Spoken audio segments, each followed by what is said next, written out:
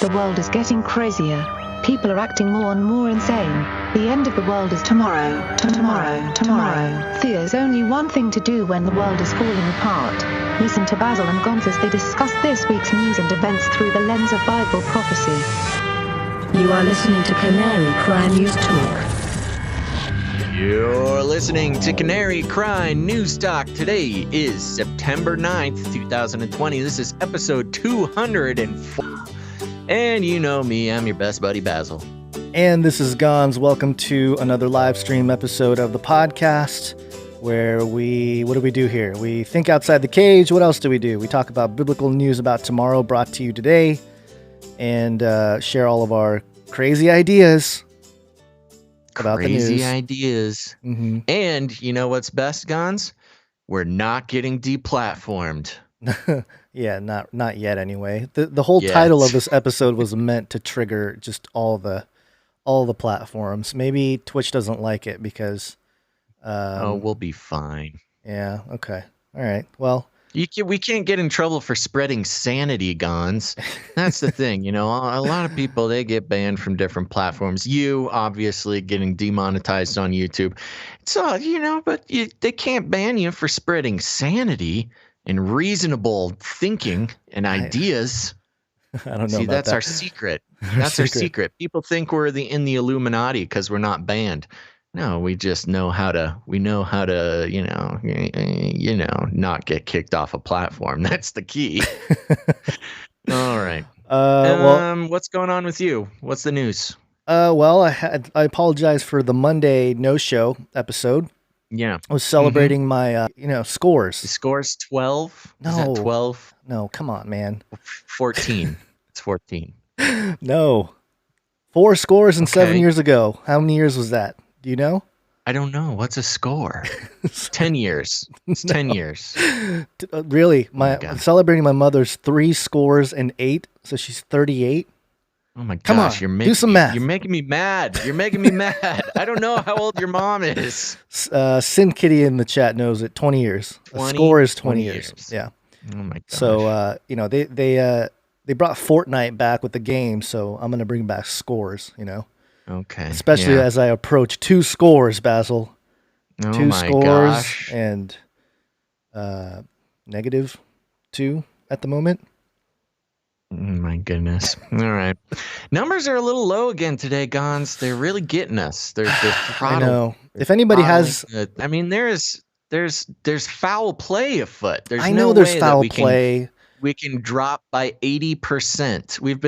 We're down 80% from an average over like 8 months. I know, but still, if we can get a whole bunch of people to join, it could still. I know the notifications aren't going out.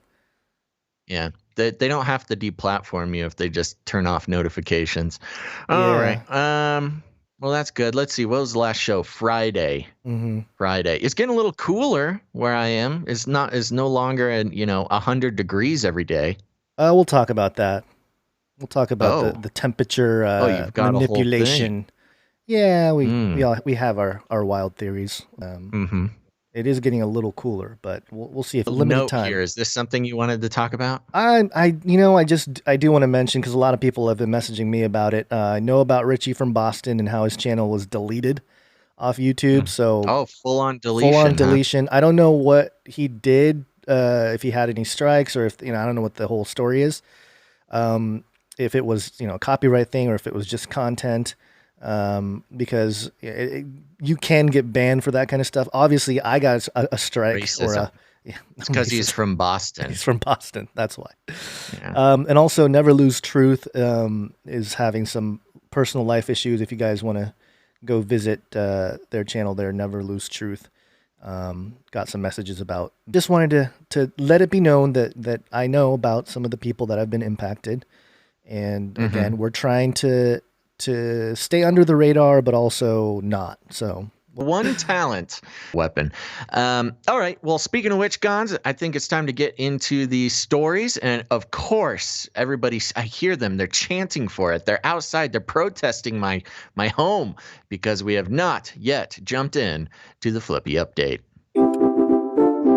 Flippy update. Do you want fries with that? Before you start, I All totally right. forgot about Oh. something. Mhm. Totally forgot. I need to do a virtual conference, so I'll be putting together my presentation. And so anybody interested, hearthewatchmen.com. The virtual conference is September 25th, 26th, 27th.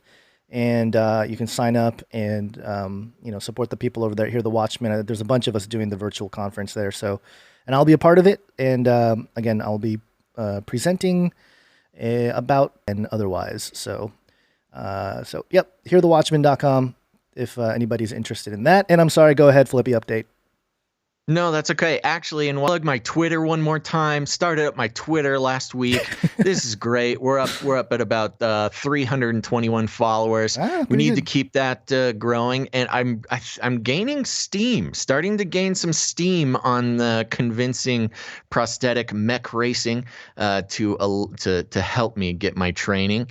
So if you haven't done it yet, I'm so flattered. We had some what he can do for me. It's a whole lot of fun. Go follow me on Twitter, Basil_. The bit rate jumps from anywhere between 4,000 kilobytes per second, which is pretty normal, to like 200, and then it just skips back and forth. So I don't know. I mean, we've done everything over here as far as we've gone through our steps of troubleshooting, but I don't know why it throttles so much, and there's so much lag every time we try to live stream. We've already dropped. It's a colloquial name we have for the disembodied robot arm originally created by Miso Robotics, another Twitter friend of mine.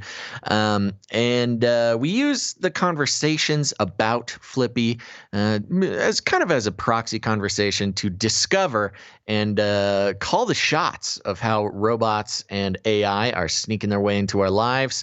Not just that, but stealing our jobs, enslaving our children, and, no joke, flirting with our spouses.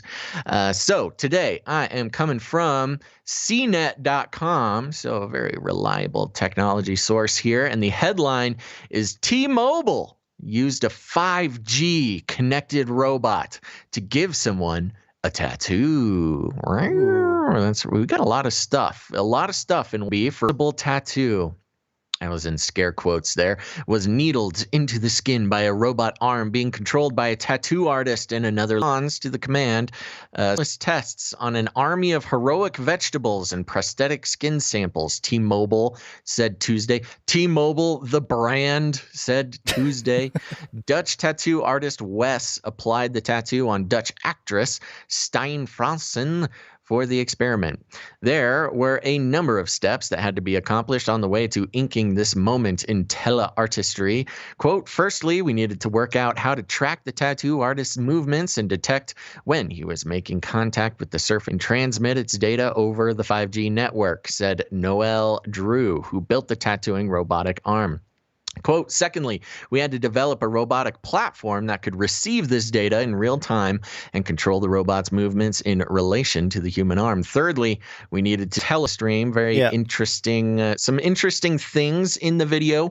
One of them, they talk about how tattooing is a ritual and how cool it is to get robots involved in this ritual. And so, first of all, I want to say, is artistry, is art. They can never do what we do.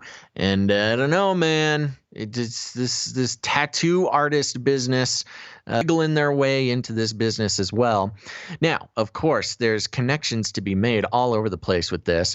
Of course, there's a lot of talk about the tattoo, the Luciferase tattoo, which can be used as sort of an ultraviolet. And we're all forced to get our vaccinations. Fair race, of course, very suspect there. But it glows, gives off light. And that's one way that we can mark people on the forearm or the forehead to know if they got vaccinated.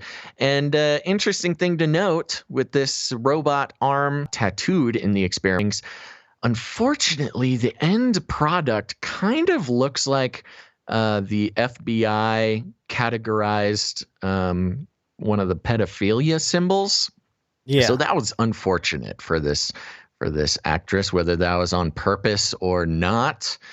She got the FBI recognized boy lover symbol tattooed on her arm, which was unfortunate, but maybe she didn't know. I don't know. I don't know anything about this woman.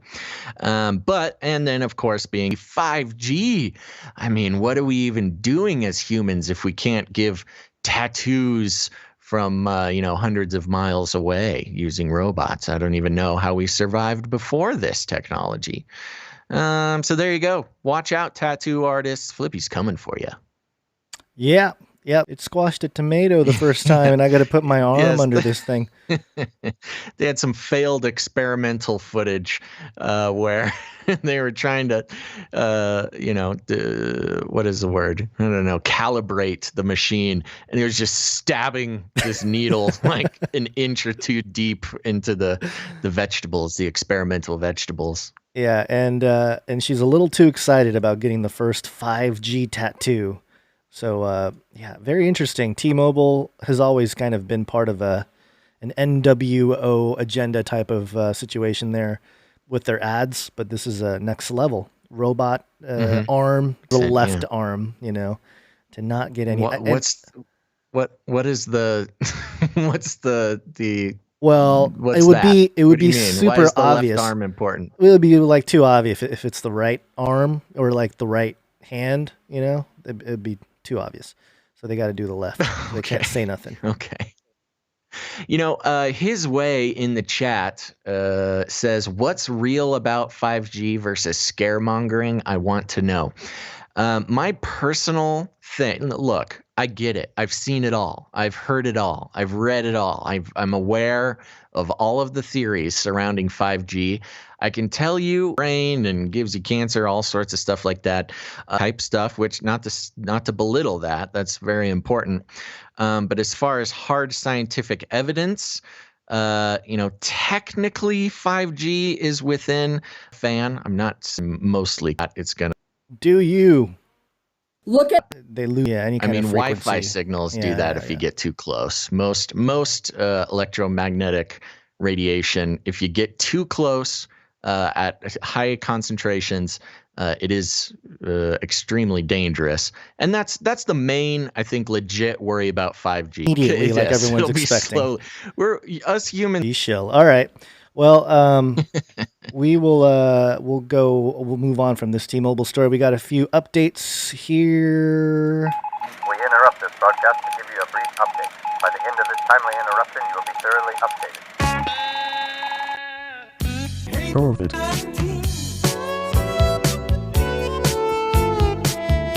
This is from BBC News. Coronavirus, social gatherings above 6 banned in England from 14th of September. Yeah, so the law change will ban larger group meetings anywhere socially indoors or outdoors, the government said, but it will not apply to schools, workplaces, or COVID-secure weddings, funerals, and organized team sports. It will enforce it through a 100, is that francs, on each offense, up to a maximum £3,200. So there it is. If you don't have a license to gather with more than 6 people in England, you will be fined. All these kids and their parties, man. Yeah. Just say you're at protesting. That's the big thing, right? If you're there to protest, you're good. Or if you're at a school or a workplace, we're just working. But what's up with all the drinks? It's just work. It's work. It's casual Friday, man. Yeah, and they were hoping he's like the Trump clone over there, but I don't know that it's working out the way people expected. So there you go. Yeah. People in England, beware, or pay a fine, or if you can afford £3,200, just have that on the ready. Maybe if you just give the money, you can just kind of do whatever you want. Yeah, I don't know. Money. I wonder if are they doing stimulus packages in England? Are they sending, I don't know. I have to look into that. If our British listeners, let us know. Because if they're sending out the stimulus packages, you can just pay your fines with that. It's a good way for the government to pretend like they're giving people money, but they're just giving it to themselves, Here's £3,200 for you to do whatever you'd like, but if you just pay it back, then it goes right back to the government. Ain't that just the way it goes? Yeah. So yeah, there you go. Quick update there. We got more COVID stuff later, but more closer to where we are here in the Americas. Burn it all. Is burning in Oregon. This is Fox News via MSN.com. Wildfire emergency in Oregon as it faces once-in-a-generation event. Medford under evacuation orders. Have you seen the pictures out of Oregon, Basil? It's pretty apocalyptic. The fires, I know, it just keeps getting worse and worse. It's crazy. Yeah, it says here, thousands of residents across Oregon remain under evacuation orders Wednesday as fast-moving fires burn through at least 2 towns, and the state's governor declared a wildfire emergency. It says here that the U.S. Forest Service's Pacific Northwest region said there are 20 large wildfires burning across Oregon and Washington that have destroyed some 476,027 acres as extreme fire weather continues across the region. So, they don't like some of the things going on up there. Burn it up. Extreme fire weather. Yeah. Now we have fire weather? Fire weather. Yeah, it's very interesting. Oh, no. I know. Yeah, I was looking at some Twitter, I think, downtown Staten, and I mean, it just looks straight out of I was trying to play it without sound. It just looks straight out of an apocalyptic movie. It's like all red and dark and eerie and scary, and the only thing missing are the zombies walking the streets. And we round out the whole. We won't have to deal with too much of this for too much longer, but we'll see. Are you distracted? Are you distracted today? There's a lot of distractions happening. There's like power surges happening in the room and wife texting and I mean, yeah, there's a lot going on. Sorry about that. Get on your game. I know. Computer lagging. Gonz. I know. Computer lagging. Okay. Moving on here. More to do with the weather. Let's see. This is a tweet sent out by Bridget Mahoney TV. A near record temperature drop. Denver, 93 degrees yesterday to 34 degrees today with rain and snow. A 59 degree difference. Talk about a shock to the system. The all-time record 24-hour drop in Denver was 66. 66. Back in 1872 when the temp went from 46 degrees to negative 20.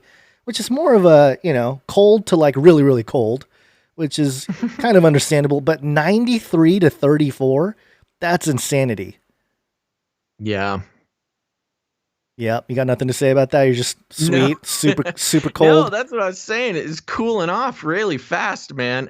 I'm not a weather scientist. I have no idea why, but it's pretty crazy. But if it's what am I going to be surprised? Am I surprised that 2020 is bringing apocalyptic weather changes? Yeah. No, not surprised. But, I don't know. I don't know what to do about it. Yeah, well, I noticed this. People were sharing this over before the weekend, last weekend. And because the forecast was showing burning hot and then 34 degrees on a Tuesday, which was really weird.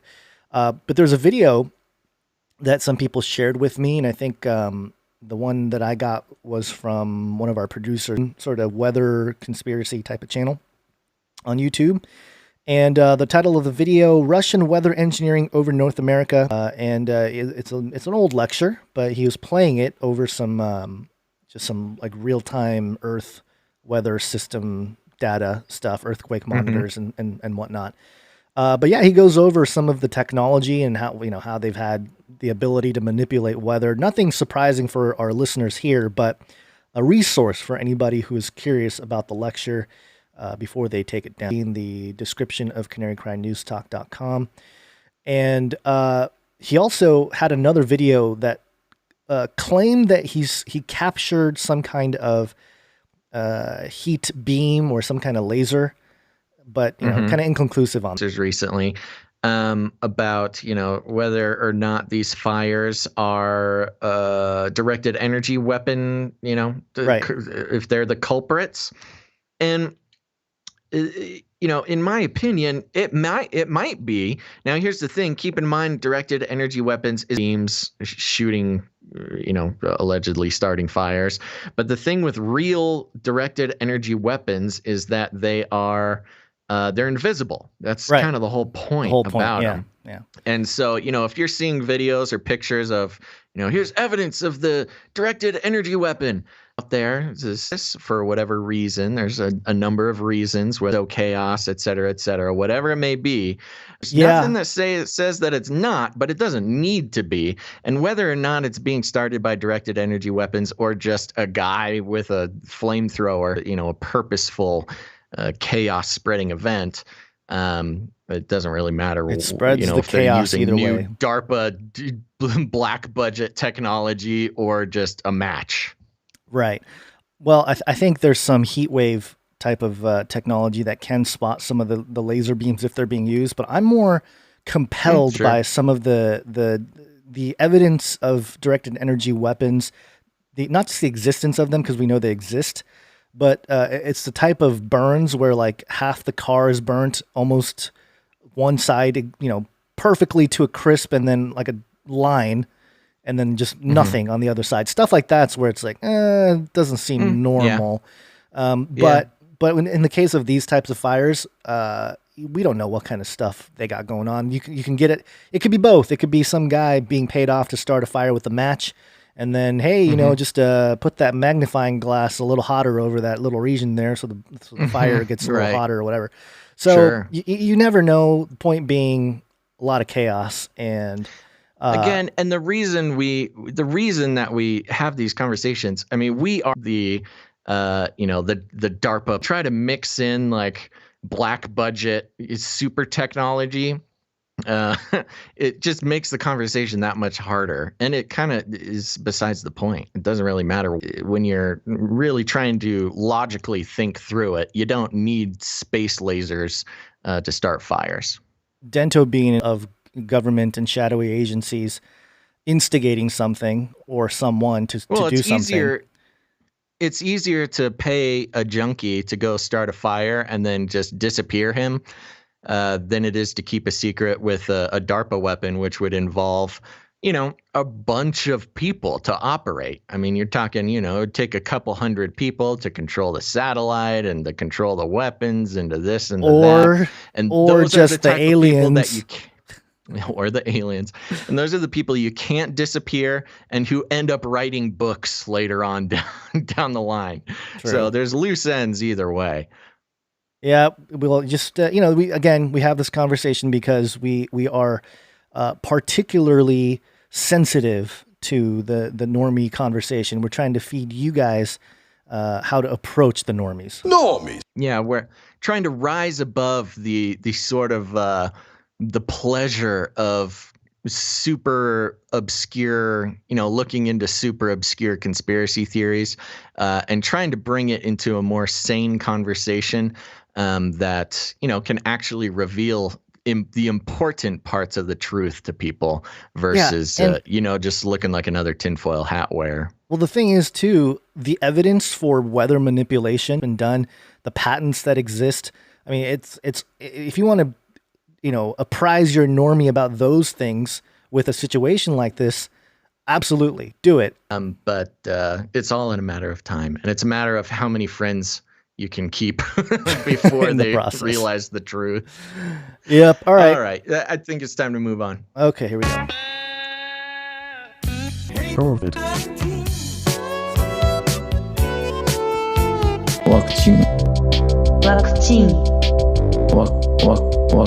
Vaccine.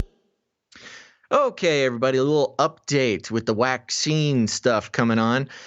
First of all, I've got an article here from statnews.com that I want to at least read you some of, Gonz. Are you ready? Yep. AstraZeneca COVID-19 vaccine study put on hold due to suspected adverse reaction in participant in the UK. Operation Warp Speed, baby. Come on. We don't have time to put these vaccines on hold. Here we go. The article reads, a large phase 3 study testing a COVID-19 vaccine being developed by AstraZeneca and the University of Oxford at dozens of sites across the U.S. has been put on hold due to a suspected serious adverse reaction in a participant in the United Kingdom. No way. No way. A spokesperson for AstraZeneca, a front runner in the race for a COVID-19 vaccine, said in a statement that the company's, quote, standard review process triggered a pause to vaccination to allow review of safety data.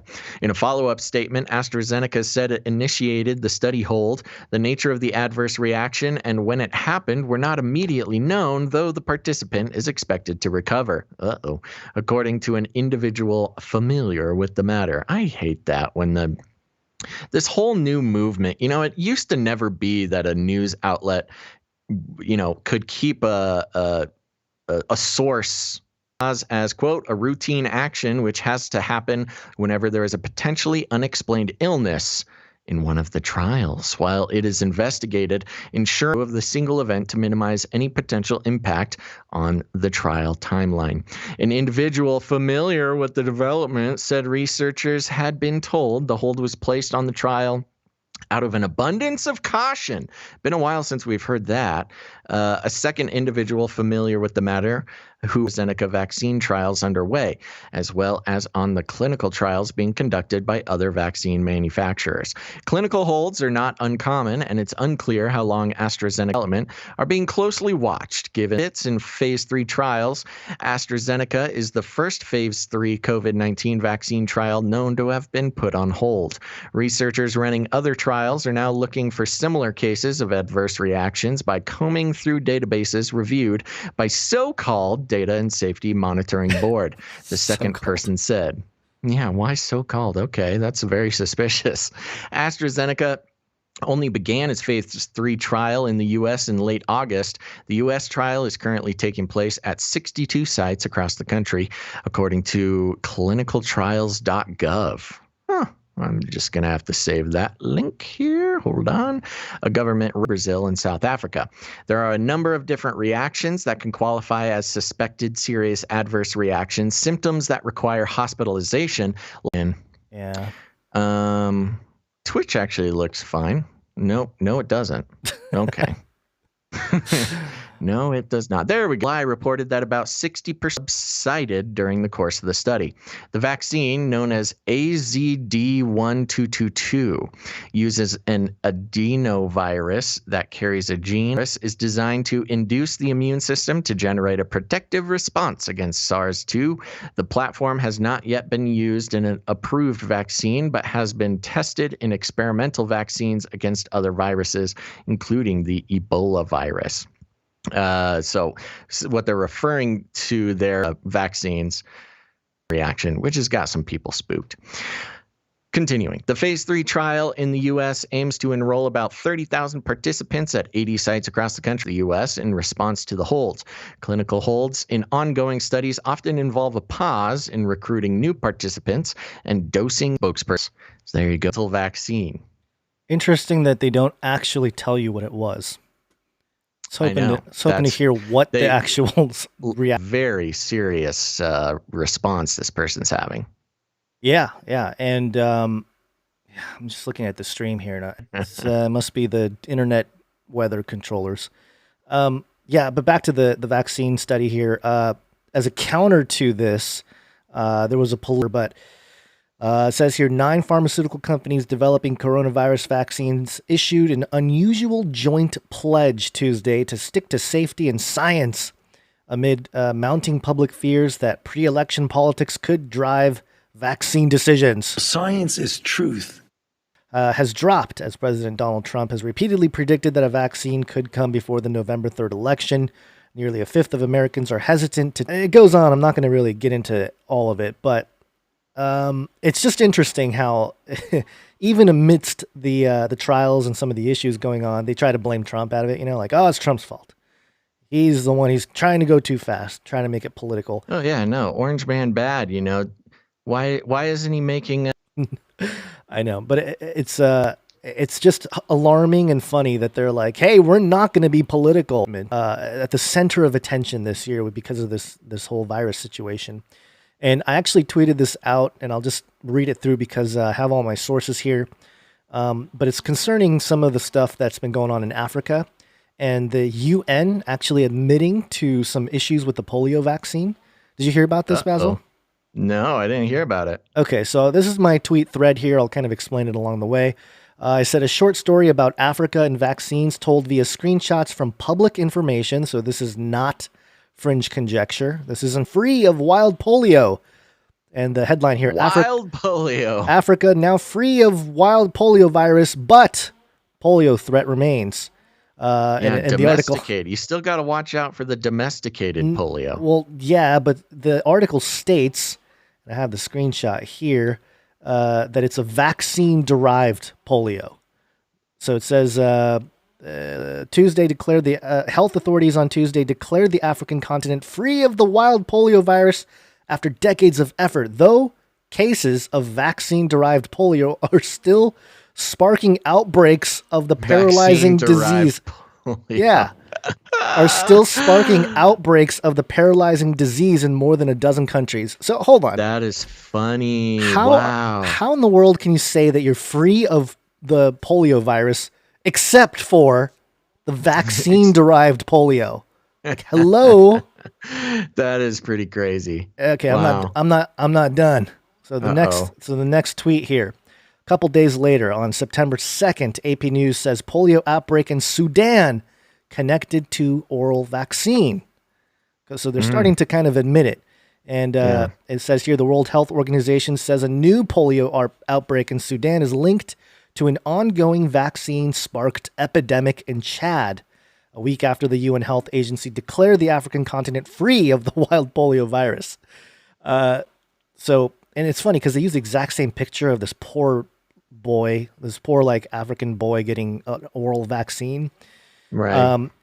So what this is referencing about the UN is an actual document that the UN published on September, if anybody wants to take a look at this.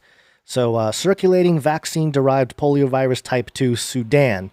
That's the name of the World Health Organization article here, directly from them, stating that there's what's circulating a vaccine-derived poliovirus. And again, this is the type of vaccine here is the BOPV type 1 and 3. And what do you know? No surprises here.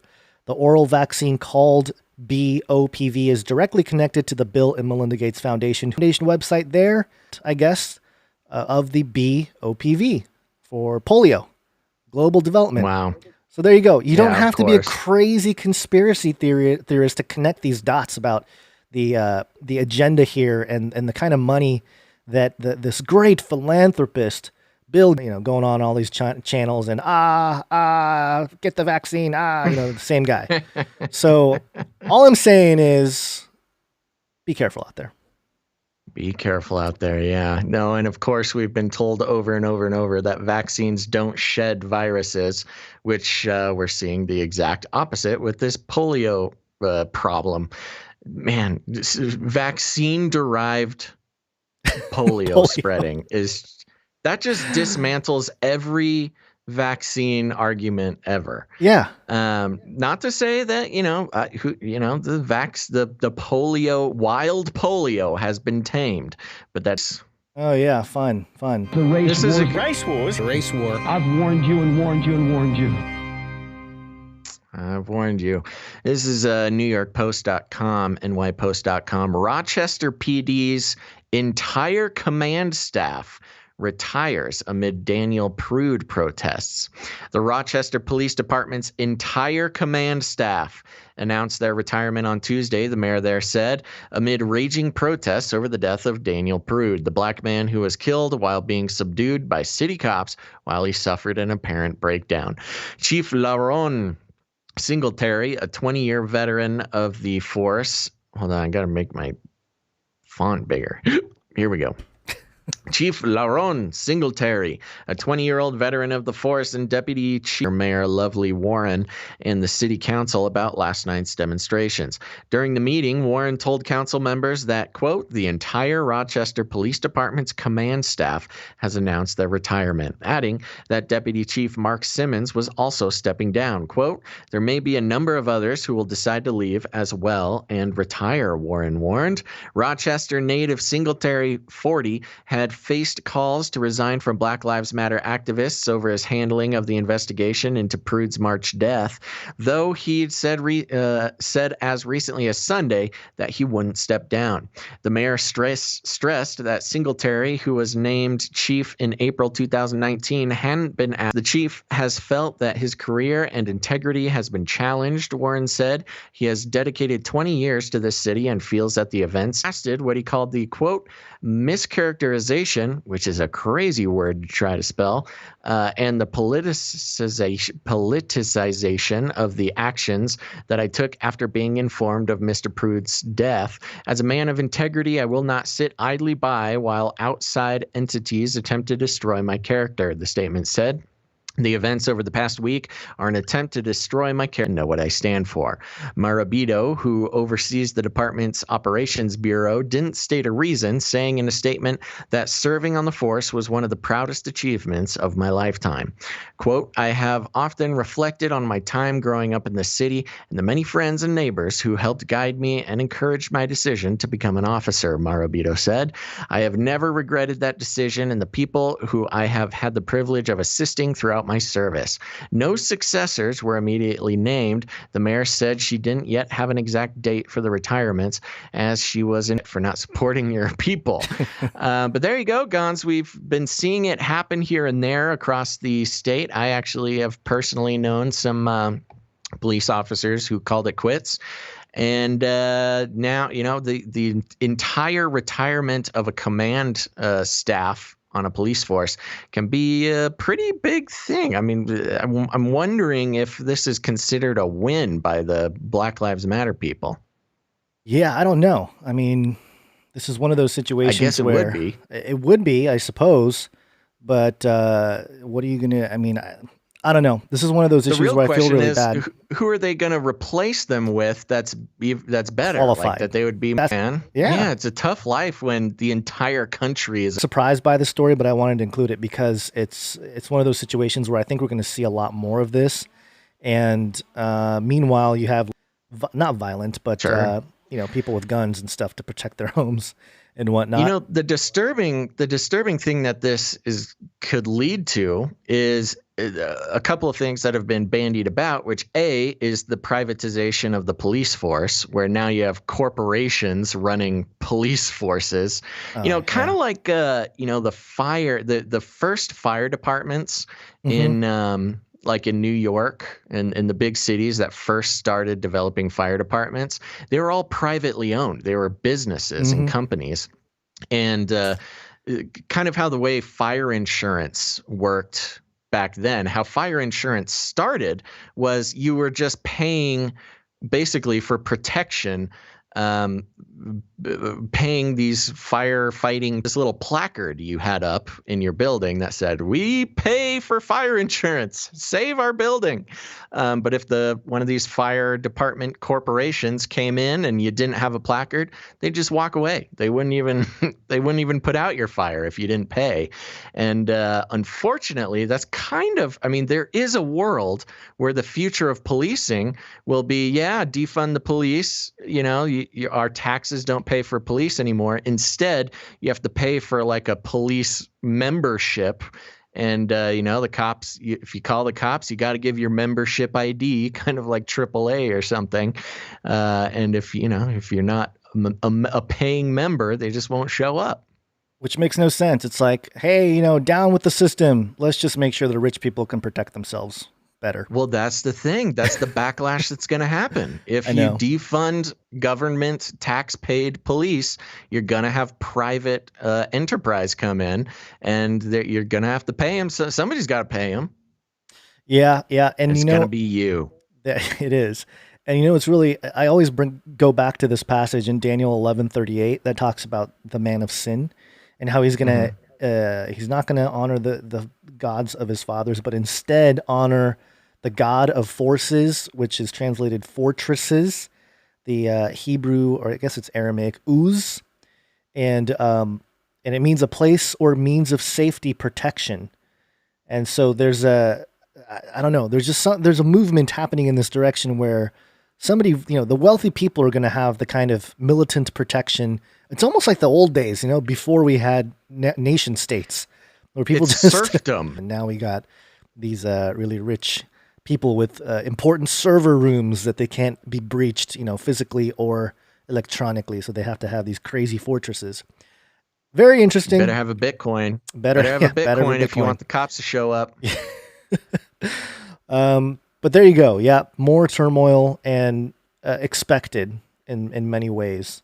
And this actually leads into the reason why we named this episode BLM, as in not the movement, but B like become, and L like God or gods. L in Elohim, like Elohim, and M, which is the emulant humans. And I had a lot of people in the last few weeks send me this video clip of what's his name here? This is a show called The Hamilton Corner, and the video is titled "The BLM Connection to Witchcraft." And again, getting so many people send me this clip, so I'll talk about it because I watched it before, but because of the amount of people sending it, I'll play a couple minutes of it to get a feel for what this gentleman here exposed, or at least brought to light. And basically, we all heard about one of the co-creators of the BLM organization openly stating that she was a Marxist, and everyone ran with that, like, oh look, she says she's a trained Marxist. Well, there was a little bit more that was revealed in another interview that she conducted, talking about like communicating with spirits and meeting a person that's involved, not in physical, like person to person, but in some kind of spirit thing. But then there was, they got into the idea of hashtags and what the hashtag is, especially hashtag BLM or Black Lives Matter. And it's an interesting clip. So I'll play a little bit of this I think he's a pastor, or the person who runs this Hamilton Corner. I apologize, I don't have the name in front of me here, but I'll play it's him, and then he'll play a clip from the co-founder of BLM. You're going to find that Dr. Abdullah and Patrice Cullors talks about summoning the spirits of the dead, using the power of the spirits of the dead in order to give them the ability to do what they're calling the so-called... Oh, good. Just throttling the video. Justice work. You're going to find that what they're describing is their adherence to the Yoruba religion of Ifa or Ifa, to where they are summoning dead spirits. If you think I'm laughing, because you might have heard many people saying, oh, you're making all of this noise about Black Lives Matter, it's just a hashtag. Oh, really? Listen to clip number 4. This is Patrice Cullors. It's a very important practice. Hashtags are, for us, are way more than a hashtag. It is literally almost resurrecting a spirit so they can work through us to get the work that we need to get done. For things that your loved one who passed away would want, whether it's like honey or tobacco, things like that. And it's so important, not just for us to be in direct relationship to our people who've passed, but also for them to know we've remembered them. I believe so many of them work through us. Now, in case you're wondering who that is speaking, that is Patrice Cullors, co-founder of the Black Lives Matter organization, the same one you just heard saying we. And he brought up in that clip, and hashtags, if you compare it to, the esoteric writings about magic, hashtags fit type of thing. More and more. They really don't like us talking about these topics. But then the other thing that same year, 2000, they made a video talking about human emulets. there was a guy named Robert Hansen who did a TED Talk. This is a TED Talk, not TEDx, by the way. I know there's a lot of wild, crazy lectures on TEDx, but this is actually a TED Talk. It's a good note to make. Yeah, it is a good note to make because people always say like, it's a TEDx talk. It's a little on the fringes. No, this was a TEDx or a TED Talk, a normal one. And he describes what Ems are. And let me just play a little bit from that digitization and how demons are manifesting in a sort of digital world and all that kind of stuff. Well, you'll probably always notice that virtual reality, for example, your mind just always runs at the same speed, but an M can add more or less computer hardware to run faster or slower. And therefore, if the world around them seems to be going too fast, they can just speed up their mind and the world around them will seem to slow down. In addition, an M can make a copy of itself at that moment.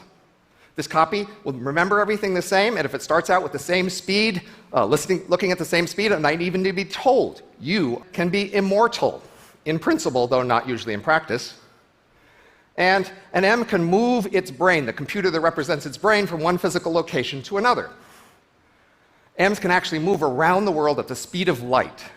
And by moving to a new location, they can interact more quickly with M's near that new location. So far, I've been talking about what M's can do. What do M's choose to do?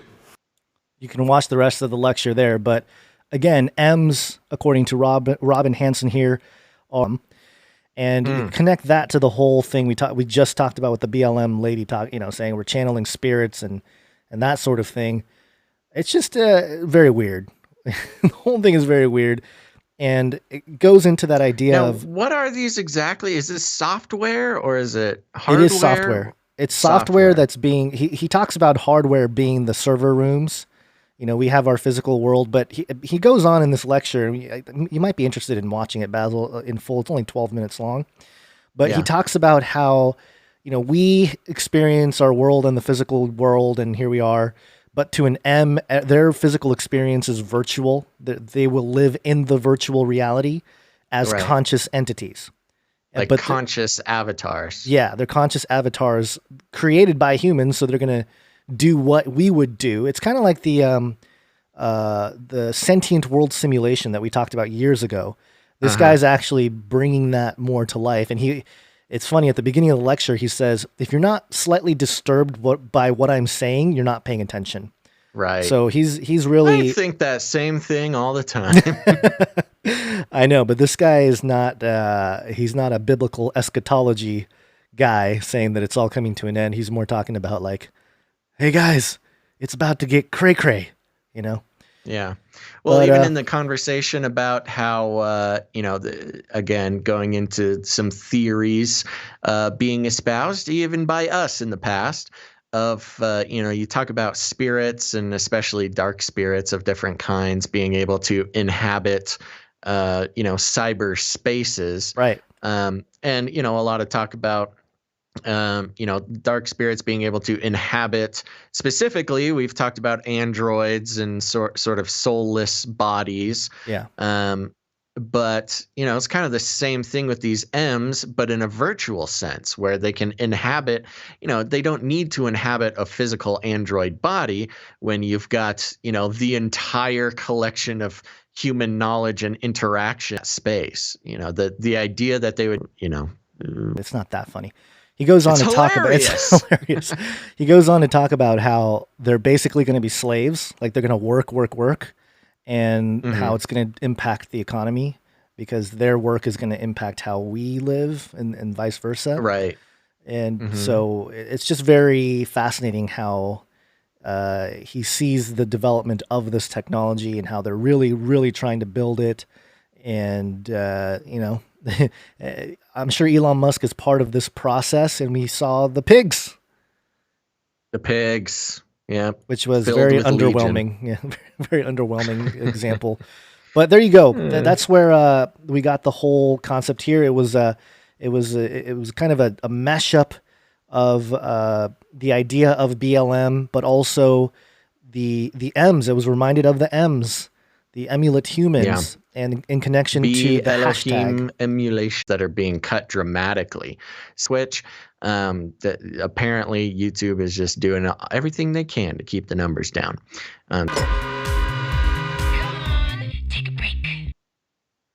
Okay, folks, we're just going to take a quick break and thank some followers, thank some stick around for, and then we'll end the show with some Chinese news. So all very good stuff. Hang in there, but we want to take a quick little break, catch our breath, and thank some of the people who are getting involved with the show. Gonz, are you ready? Ready. I'm just looking at the screen Freddy. and how I think we totally dropped out a couple times here. As we talked about it's happening. Yeah. What are we going to do? I want to thank that we are going online, and Gonz, you guys thanking an active Easter bunny. Nice. That is very funny. That is one of the folks we've been waiting to follow. For those in the know, reference to Zoltan Esteban, the sort of libertarian technocrat trying to take us all into the Android future. Zoltan Easterbunny, thanks for the follow. We've got Save G1, Savage One. Thank you, Savage One. Elated Before. Thank Not you, after. Before. Yeah. Stupid Hurts. 100% true. Yeah. Unicorn Pun M1120. My gosh. Thank you for the follow. We've got Tepehuano. Oh, I hope I didn't say something bad in another language, but thank you for the follow. Dingus Grockle. Oh my gosh. The things these people make me say. Maliwali. Thank you, Maliwali.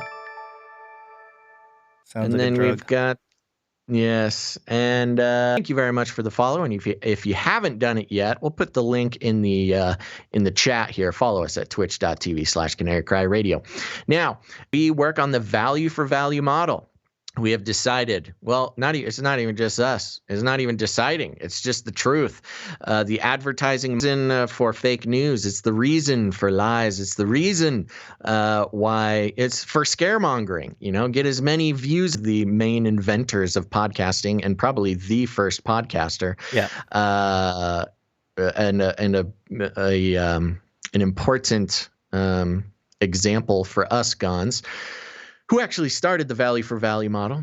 He was on Joe Rogan recently. And, I had never listened to Joe Rogan. I never really checked out his show. I'm kind of aware of his deal and just never really did it. But Adam Curry went on the show recently. I think his episode dropped in the last couple of days. And I listened to it. And Joe Rogan, the emperor of podcasting. The emperor. He just rambles for 8 minutes. He starts the show with 8 minutes of advertising.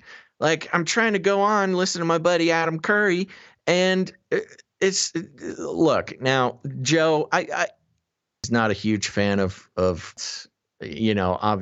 And you can tell Joe is like chills. But I just really appreciated it.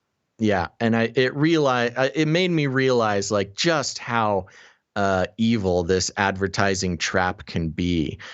So anyways, we don't do that. We are on the value for value model, which means we put out the show. We like to think we do a good job, and we try to stay as consistent as possible.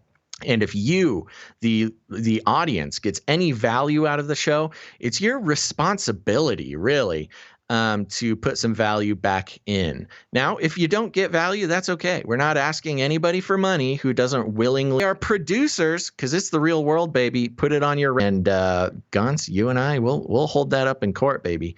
So I want to thank some of our new producers for this show. Best way, one of the quickest ways to do that is go to patreon.com/CCNT for Canary. You did two at once, more, so yeah, I'm going to... I know. There we go. Very good. Thank you, Damali and Brandon, for becoming producers of the show. Very important. We couldn't keep doing the show without you. Also, we have patreon.com/CanaryCryRadio, and that's patreon.com/CanaryCryRadio. And all these links will pop into the chat here for anybody else who wants to become a producer. Over there at patreon.com/CanaryCryRadio, I want to thank Strongholds Failing. Producer, thank you very much. And then we've got, I believe she upgraded to the 33 amount. So she is, again, we are continuing to try to take back that number and take it away from the elites. So thank you very much to all of our Patreon supporters / producers. You guys are the best. Now, if you don't like Patreon, that's okay. We understand. You don't want to participate in that Patreon system for whatever reason. That's why we have canarycryradio.com/support. canarycryradio.com/support.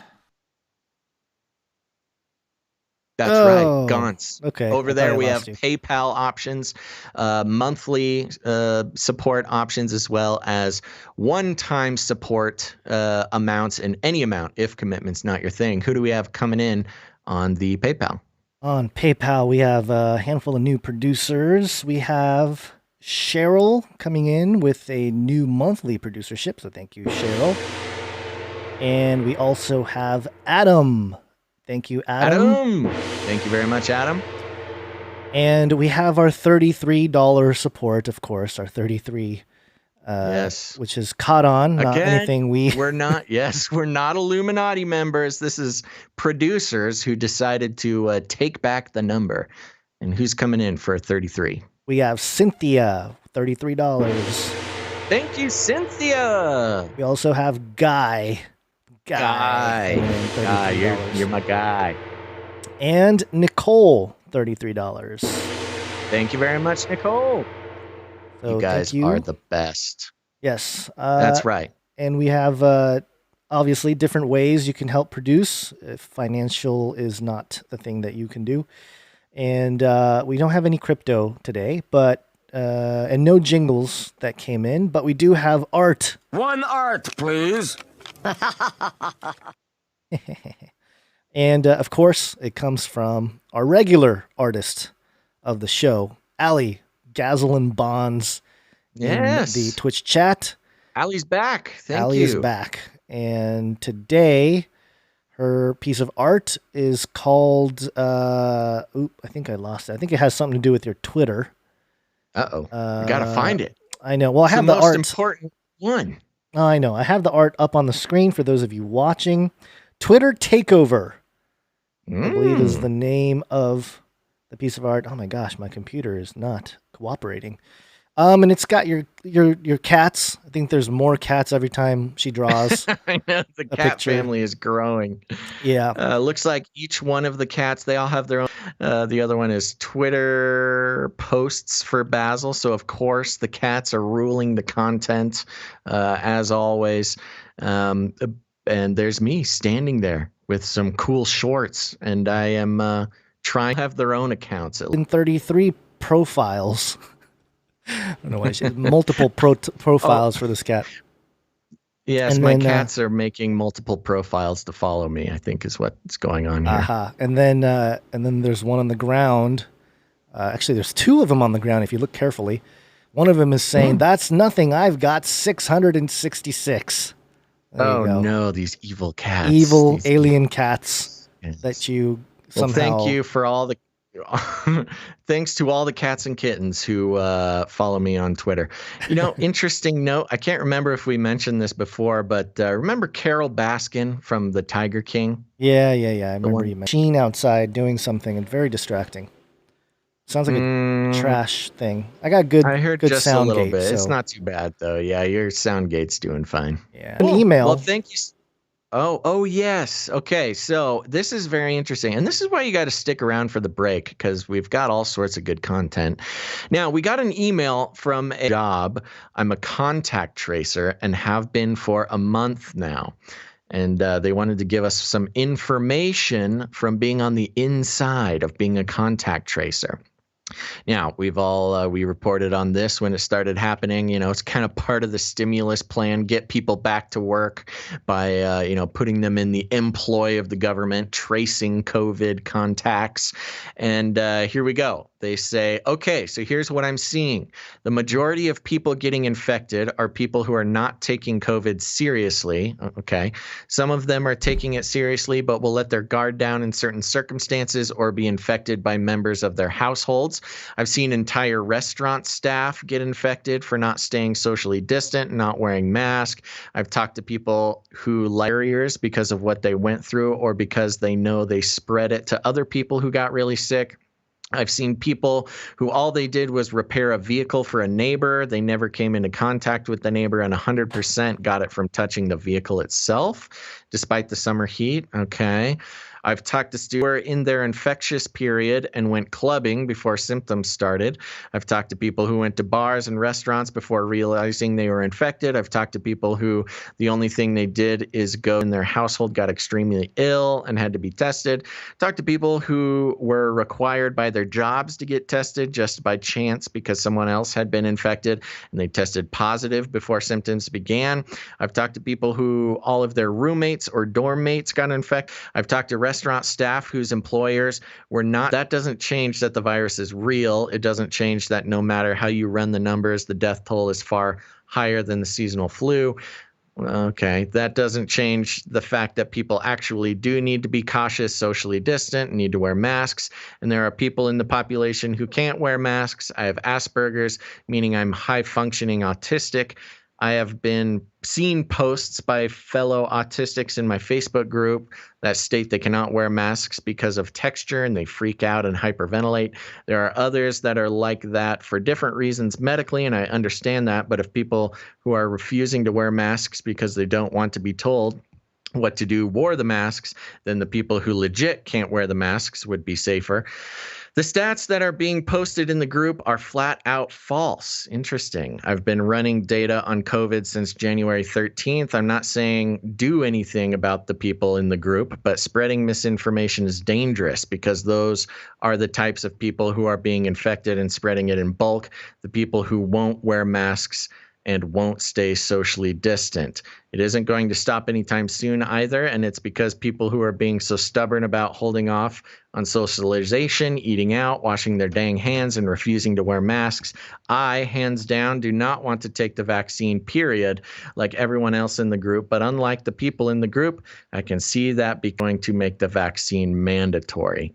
So there you go. Very interesting. This person, longtime producer. So, I mean, this is an interesting set of info to get from a longtime producer and participant in the Canary Cry community. Became a contact tracer, and they're convinced. It's hard because when you talk about testing, it's New York Times. I'm looking at the article. Let me go back to the screen because I actually pulled up the article, and I'm very curious about that because here we are. We're kind of back. Maybe we can just be back. You want to just wake up and have this be a part of the conversation? Wake up and get back in and have a convo about it. Wake up time. Hey, yo, wake up. Okay, so we're back here, and this is the New York Times article we quoted. 2 or 3 episodes ago. The headline is, "Your coronavirus test is positive. Maybe it shouldn't be. The usual diagnostic test may simply be testing positive. Might be a little over-exaggerated based on the available tests right now, just the way they spin the genetic material to, give a positive or negative test on a lot of people or whatever." And so, I'm very curious about what type of testing is being used by this producer who is a contact tracer. Well, they're in the system, man. They're in the system, and they're getting their info from the, from the system. And, I think it's an important, and you can tell that there's some conflict here because, the numbers on that New York Times article, correct me if I'm wrong, I'm going by memory, was that the tests are far too sensitive in the fact that they are so sensitive, they're picking up, just random little DNA particles that are reading as COVID. That means that the person might not actually be infected or symptomatic or even, contagious, because it's the equivalent of finding a hair in a room and saying that the criminal is still in the room. Just because you see the hair doesn't mean that they are hiding in the room waiting to kill you. Yeah, the article And states it said something 90%, right? The tests, Yeah, 90% of the tests, positive tests, are of this like are of this trivial nature. Right. They base it off of the 45,604 new coronavirus cases that that was maintained by the database by the Times. If the rates of contagiousness in Massachusetts and New York were to 1/10, basically, of the number that came back positive, actually have a legit concern with some kind of virus or infection, which again, even in itself, is no different than the flu in many ways. And not to mention the CDC themselves showing all the different, comorbidities that existed in people that have actually passed away. Yeah, and I don't even want to get into like the depth of those numbers, because the conversation, I mean, we can if it's important, but I think for the context of this email where it's specifically, they're doing something and then get tested and it comes out positive. I mean, and again, this has been around the sort of conspiracy circle for a long time, but it's mainstream news now that 90% of the tests are superfluously positive. Right. That's the second time with some of the known aspects of being tested positive. Now, 90% of those people, these hypersensitive tests. But that being said, I am of the belief that the COVID is a real virus. It's not, I don't think it's a fake virus going around. And I think there are, obviously there is some sort of real virus. It is actually impacting, it is actually spreading much smaller numbers than have been being reported. It is actually making people really sick. And it is, in some cases, in, 9,210 cases, without comorbidities, is killing people. So in that, I agree with our producer. And me, we've talked about it all, quite a bit since this all began. I'll wear my mask mainly, but yeah, this producer, they're just going off the info that they're getting as being part of the system, what they're telling us, and they've been a longtime supporter. So they're not just some rando, hater on the internet. So I thank them for this email. Sorry to go on rambling there, Gonz. No, it's okay. That's fine. Yeah. I think, again, I'm just curious what type of test, or if they're even given information about the details of the test that they're handing out. And obviously, the social impact is far greater than the medical stuff is. People just take it, face value. Yeah. And I mean, it's just right there. Yeah. Yeah. And the other thing, not a pushback per se, but just to mention, because we've mentioned it prior, is that we mentioned how in, I think, the flu season of 2017, 2018, they reported 80,000 deaths in America from the flu, like the common flu. Right. Which is something that has a vaccine out there already. So the numbers being whatever, 180,000 or whatever it is, people, symptoms or whatever, but I don't know that the interesting data with that is they were saying that this year is an all-time low for flu deaths. Yeah. And I would be interested. I have not run the numbers on this, but I would like to. How many times do those COVID, the 180 some odd COVID deaths, how many times does the flu show up as a comorbidity? Right. And they're being called COVID deaths and not flu deaths. It's just a matter of transferring the data from one category to another. Yeah. That's a question I'm asking. I have not looked at the numbers, but I would be willing to bet, because of flu deaths this year being at an unimaginable low, that a lot of those COVID deaths have flu comorbidities that are not being counted as flu deaths. They're being coded as COVID deaths. Yeah. And that's the thing. Just asking questions. Hey, bro, just asking questions. All right. Okay. So that's we appreciate that. We appreciate anybody who's out there, who's a producer of the show, that is involved in work, that is out in the field of anything, really. I mean, Yeah.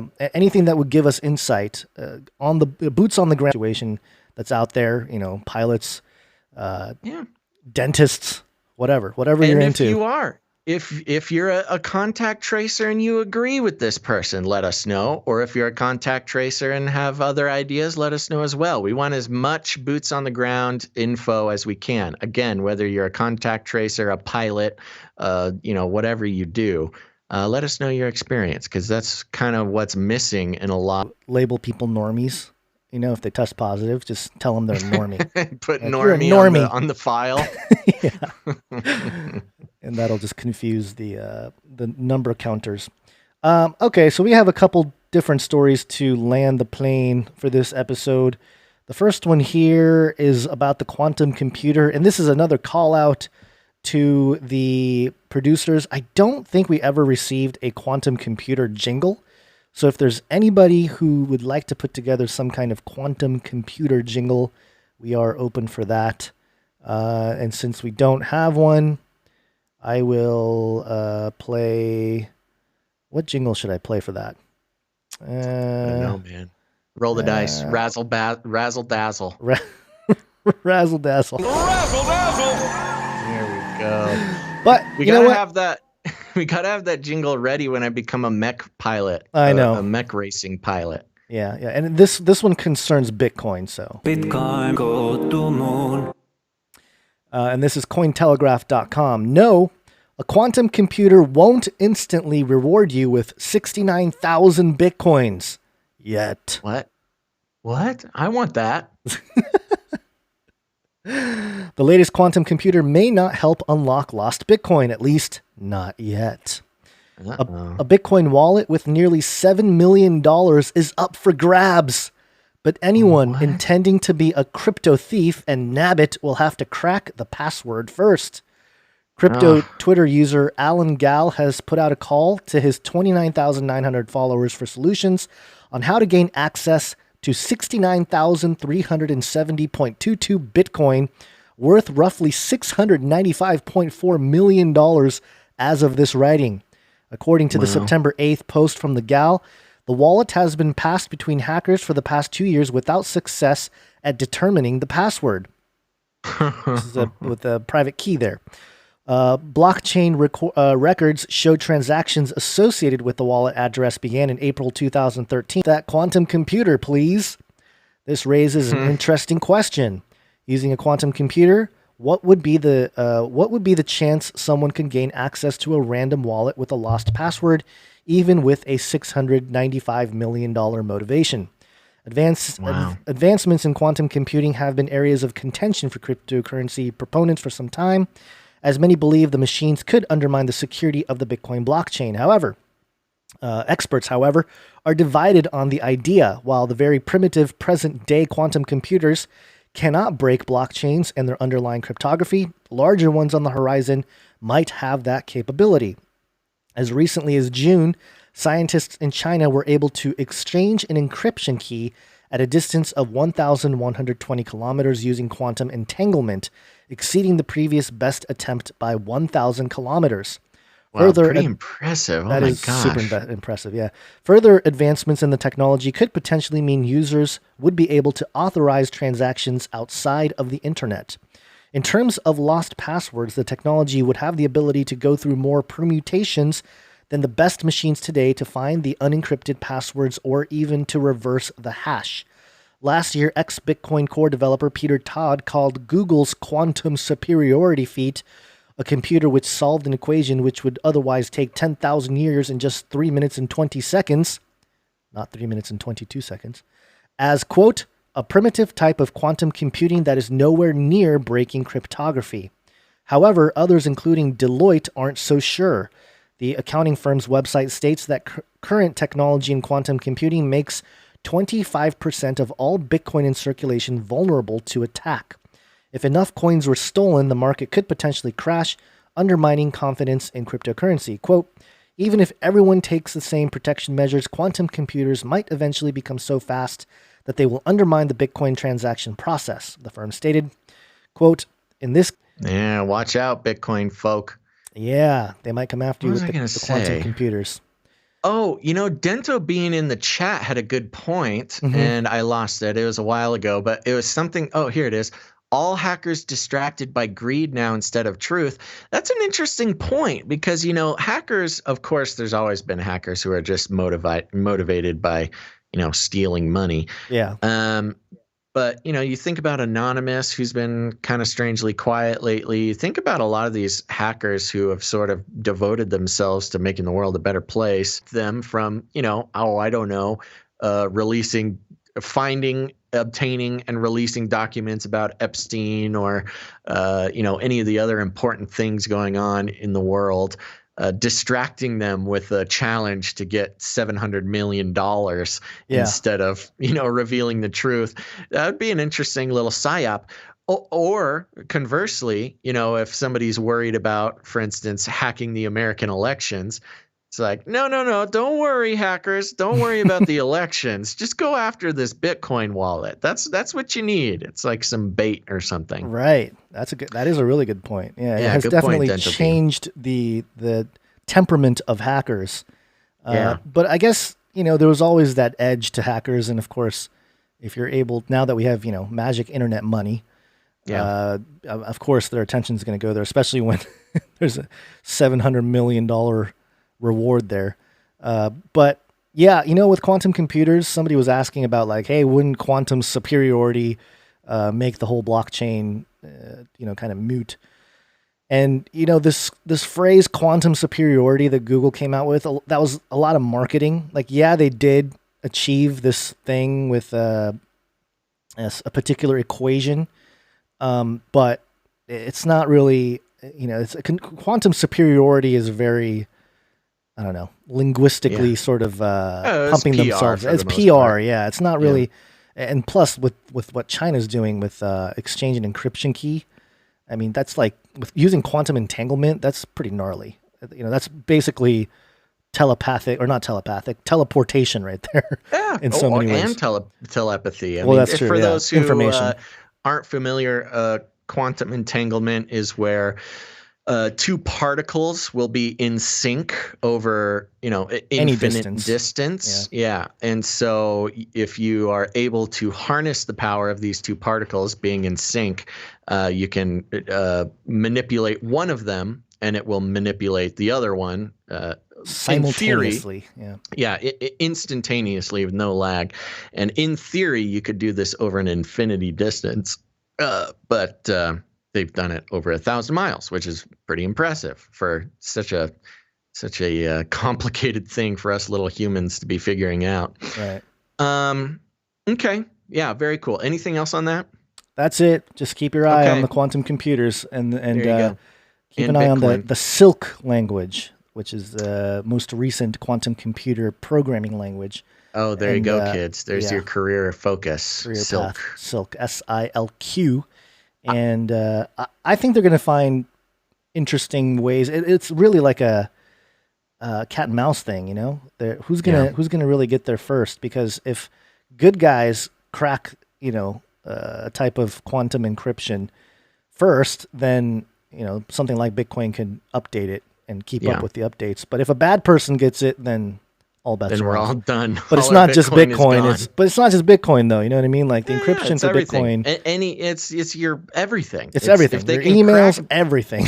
Yeah. If they can crack into a Bitcoin account, they can crack into literally anything. Yep. So let's see here. I want to. We didn't talk about this, but somebody asked it in the chat, and I think it's about time we just mention it on the show. Regarding Twitch partnership. Oh, okay. I was kind of say it real quick. Chinese nuclear power, kind of important. But go ahead. Talk about the partnership. Regarding the Twitch partnership, we for a long time, for months and months, we've been pushing for Twitch followers, specifically because we wanted to make partner on Twitch, which allows us to monetize and do all sorts of fun stuff. We actually did hit the required amount of viewership to become partner, and our application is sitting in front of me. But as everybody must do, I went into the fine print of the agreement to become a partner on Twitch, And there's an exclusivity clause, which means technically we could not stream anywhere else. And we are just not ready to commit to that exclusivity clause, which just kind of goes against our whole thing. Now, if YouTube continues to shut us off and divert viewers and everything, if YouTube stops being a viable option for us, then that would take away one of the obstacles to committing to an exclusivity contract with Twitch. But at this very moment, we are not ready to do that. Who knows what will happen in the future? That may change. But as of now, we are not currently pursuing partnership with Twitch because of that mainly. Just to answer everybody's questions. We've had a few questions about that. So there you go. As of now, not planning on partnering with Twitch, but we'll keep you guys posted if that changes. Anything Sweet. to add to that? I think that's a simple way to put it. Yeah. Let's just do this real quick. Oh, yeah, real quick. China's, this is from Bloomberg.com, China's nuclear buildup changes balance of power. Some Chinese news, Gonz. Welcome to Chinese News! That's right. It wouldn't be a new Cold War without an accelerating nuclear arms race. The Pentagon reported last week that China is undertaking a significant nuclear, distinctly challenging for the U.S. because it compounds the worsening military situation in the Western Pacific. Since its first nuclear test in 1964, Beijing has possessed a relatively modest deterrent, an arsenal numbering first in the dozens and now in the low 200s of warheads. China is now rapidly expanding that deterrent, building more and better intercontinental ballistic missiles that will improve its ability to hit targets in the U.S. It is developing a more robust triad, a combination of long-range bombers, ballistic missile submarines, and land-based missiles that will make its nuclear capabilities more survivable against any potential attack. The Defense Department projects that in addition to doubling of China's nuclear warhead stockpiles over a decade, the number of warheads that can strike the U.S. will grow roughly 200 by 2025. The People's Liberation Army is also improving the readiness of its nuclear forces by developing a launch-on-warning capability, a posture S, which has about 1,400. How much and in what ways the Chinese buildup matters. One interpretation is that it doesn't. Even with 400 plus warheads, China will be far short of nuclear parity with the U.S. Beijing has retained its long-standing, if ambiguous, no first-use policy, and it seems highly unlikely that China would use nuclear weapons in an unprovoked attack. Indeed, the scholars Fiona Cunningham and M. Taylor Fravel have argued that China remains very hesitant to employ nuclear weapons in most conflicts for fear that any nuclear war could spin out of control. From this perspective, the Chinese buildup might be a strategic nothing burger. Yet this interpretation raises the obvious question of why the Chinese would engage in a pointless buildup. A second interpretation holds that the buildup is strategically meaningful, but in a good way. Nuclear strategists have long warned that it can be dangerous for both sides when one actor fears that its nuclear forces are vulnerable to disarming first strike. In a crisis, an insecure nuclear power might feel pressure to use or lose its arsenal, to fire off its warheads before they are wiped out. BMs, intercontinental ballistic missiles, conventional strikes on Chinese command and control assets could accidentally make Beijing fear losing contact with its nuclear forces. The trouble is that nuclear stability can, paradoxically, be destabilizing. Now, there's about 5 more paragraphs in here, but that basically sums it. That they were trying to be clever by referencing the Chinese organized crime syndicate, the Triad. Do you know about the Triad? Yes. So hopefully, it might be. I mean, it probably does. I mean, but yeah, this is one of those issues where, man, like there's so much, there's so many people that think there are no nukes, or that, it's just kind of like it's become one of those war tactics that we may never see one go off ever again, truly. but it's just like, oh, look at all my guns, and then China's saying like, hey, look at all my guns, and so it's yeah. Old Two Box in the chat says nukes are like 100 years old. Boring. I know. This is old news. We went from quantum computers to nukes, which is I'm sure is kind of boring. Maybe the quantum computers can disarm all the nukes too. Yeah. There you go. Yeah. See, good quantum computer. I'm surprised how many people are triggered by the way I pronounce nuclear. Nuclear. Nuclear. Yeah. Nuclear. Sorry, folks. Talking about nuclears. I went to the George Bush Jr. School of Pronunciation. They're throwing shoes at your head. Yeah. Okay, that's it. That's all I got. What do you got? If I find one, shame on you. Shame on me. You know what I'm talking Mission about? Accomplished. Yeah. Again, talk Bush about Jr. 100-year-old I know. references. That's not 100 years old. It's old, but not that old. All right, everybody. Thanks for tuning in to this episode of Canary Cry News Talk. Remember us. We'll be back on Friday. That's right. September 11th is a show day this year. Yeah. So I don't know. It'll probably just be a normal show, but I don't know. Maybe we'll catch up on some 9/11 theories. Who knows?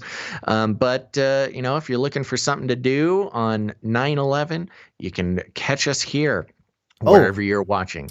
I was mentioning to Basil before the show that we can put the two towers getting hit on loop. But now that I'm thinking about it, since we're all about thinking outside the cage and like reversing all the psyop taking place, maybe we play it on loop but backwards. Like the planes coming out, reversing the footage. So but then we just run it on a loop on the background for everyone to psyop. I am uncomfortable, Gonz, but I don't know. Maybe it needs to be done. I think we need to focus on World Trade Center 7. Oh, okay. Not enough people talking about WTC 7. Okay. So we'll see. I don't know. So there you go. Catch us on September 11th. This Friday, we'll be back online somewhere probably maybe close to 1 o'clock, sometime between noon and 3. We'll be going live again, folks. So turn on notification. Make sure you pop in here. It's going to be a good show. And remember us, producers, you can be a producer for the 9/11 show. My goodness, what a special occasion. Yeah. Maybe there'll be some like special 9/11 support come in. We'll see. $9.11, or if you're awesome, 911 Bitcoins. 911 Bitcoin. Yeah, that's good. Oh, it's only $9 million. Yeah. Thank you, Menace Sensei in the chat. Stop cyberbullying Basil. Yeah, please. Calling out your age. Yeah.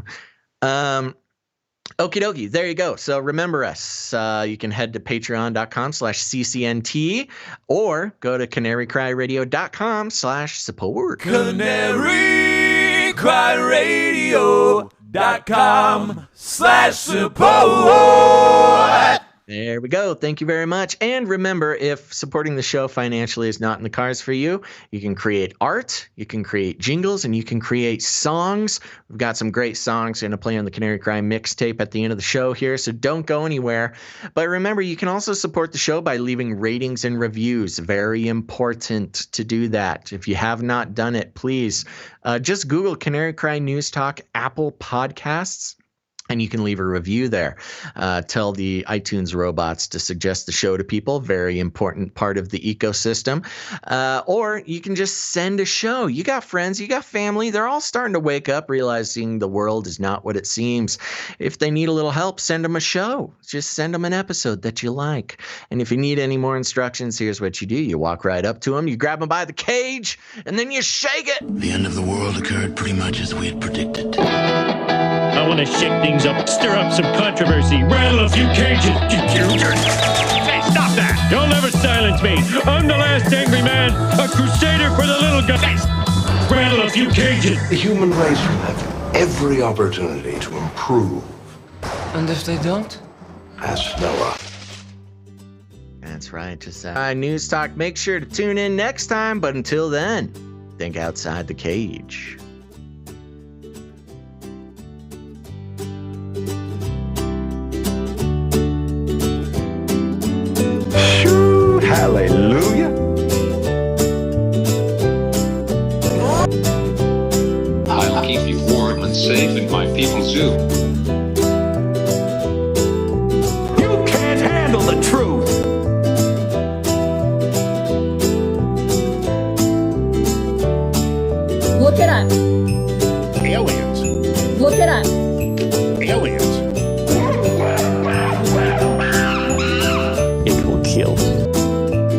That was nice. Remember, reality is an illusion. The universe is a hologram. Buy gold. Buy! I want to shake things up, shake things up. I want to shake things up, shake things up. Leave the bird alone. I want to stir up some controversy. I want to rattle a few cages. I want to rattle a few cages. I'm the last angry man. You'll never silence me. I'm the last angry man. I'm the last angry man. You'll never silence me. I'm the last angry man. A crusader for the little guy. Little guy. Little guy. Well, we'll see about that. Whatever, Illuminati.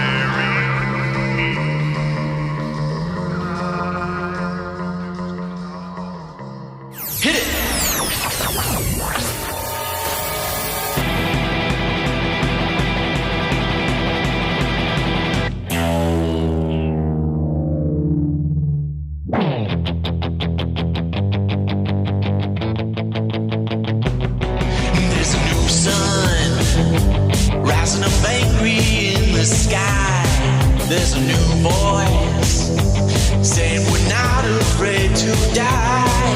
Let the whole world make believe it's blind and deaf and dumb. But nothing can change the shape of things to come.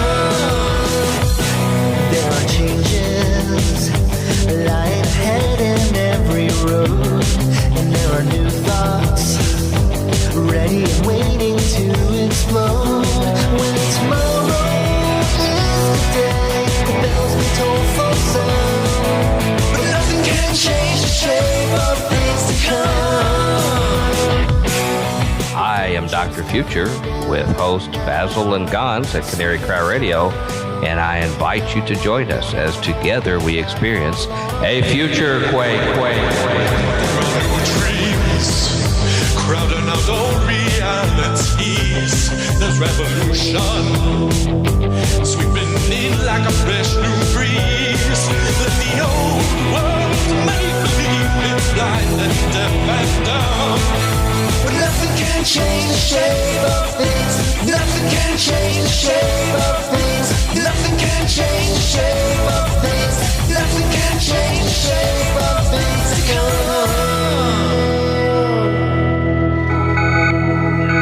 In the future, humans will be confined in a people's zoo. People, I'll keep you safe and warm in my people's zoo. I'll keep you safe and warm now in my people's zoo. You, yeah, you in my people's zoo. I'll keep the cameras on.